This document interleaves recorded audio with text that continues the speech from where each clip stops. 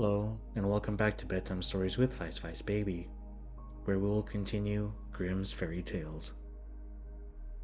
The Wolf and the Seven Little Kids. There was once upon a time an old goat who had seven little kids and loved them with all the love of a mother for her children. One day, she wanted to go into the forest and fetch some food. So, she called all seven to her and said, "Dear children, I have to go into the forest. Be on your guard against the wolf. If he comes in, he will devour you, all skin, hair, and everything. The wretch often disguises himself, but you will know him at once by his rough voice and his black feet." The kid said, "Dear mother, we will take good care of ourselves. You may go away without any anxiety." Then the old one bleated and went on her way with an easy mind. It was not long before someone knocked at the house door and called, "Open the door, dear children. Your mother is here and has brought something back with her for each of you." But the little kids knew that this was the wolf by the rough voice. "We will not open the door," cried they. "You are not our mother. She has a soft, pleasant voice, but your voice is rough. You are the wolf." Then the wolf went away to a shopkeeper and brought himself a great lump of chalk, ate this, and made his voice soft with it. Then he came back, knocked at the door of the house and called, "Open the door, dear children.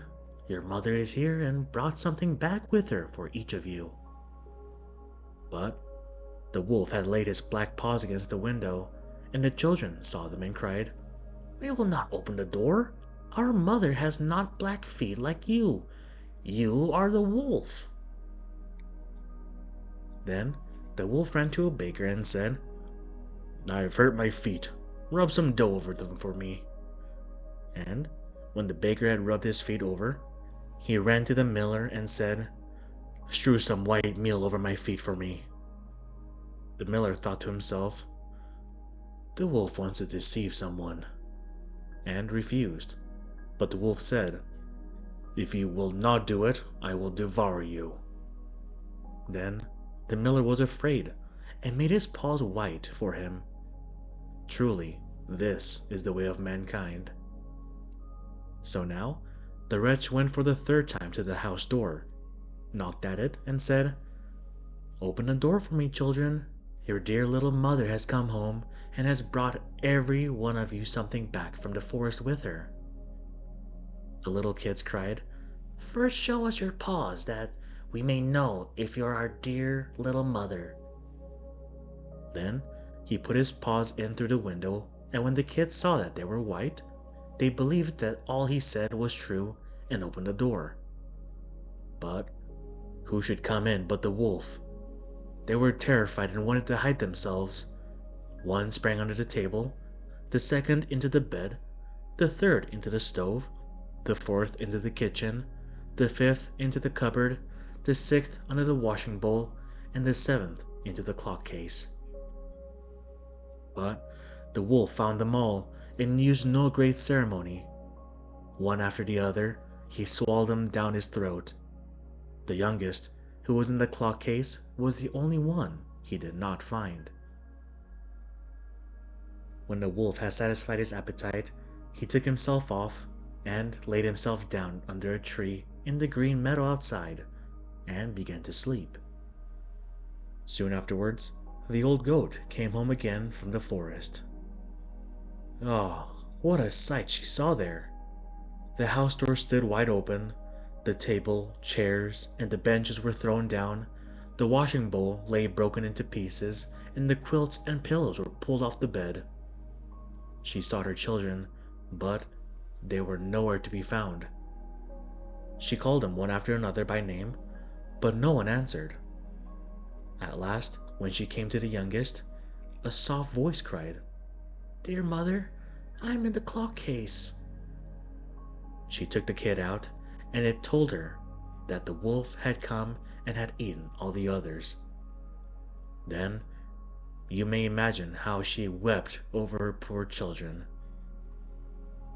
At length, in her grief, she went out, and the youngest kid ran with her. When they came to the meadow, there lay the wolf by the tree and snored so loud that the branches shook. She looked at him on every side and saw that something was moving and struggling in his belly. "Oh, heavens!" she said. "Is it possible that my poor children, whom he had swallowed down for his supper, can be still alive?" Then the kid had run home and fetched scissors, and needle and thread. And the goat cut open the monster's stomach, and hardly had she made one cut, then one little kid thrust his head out, and when she had cut further, all six sprang out one after another, and were all still alive, and suffered no injury whatsoever, for in his greediness the monster had swallowed them down whole. What rejoicing there was! They embraced their dear mother, and jumped like a tailor at his wedding. The mother, however, said, "Now, go and look for some big stones, and we will fill the wicked beast's stomach with them while he is still asleep." Then the 7 kids dragged the stones thither with all speed, and put as many of them into his stomach as they could get in. And the mother sewed him up again in the greatest haste, so that he was not aware of anything and never once stirred. When the wolf at length had had his fill of sleep, he got on his legs, and as the stones in his stomach made him very thirsty, he wanted to go to a well to drink. But when he began to walk and to move about, the stones in his stomach knocked against each other and rattled. Then cried he, "What rumbles and tumbles against my poor bones? I thought 'twas 6 kids, but it feels like big stones." And when he got to the well and stooped over the water to drink, the heavy stones made him fall in, and he drowned miserably. When the 7 kids saw that, they came running to the spot and cried out loud, "The wolf is dead! The wolf is dead!" and danced for joy round about the well with their mother. Thank you for tuning into this episode of Bedtime Stories with Vice Baby. I hope you all have a good night and sweet dreams.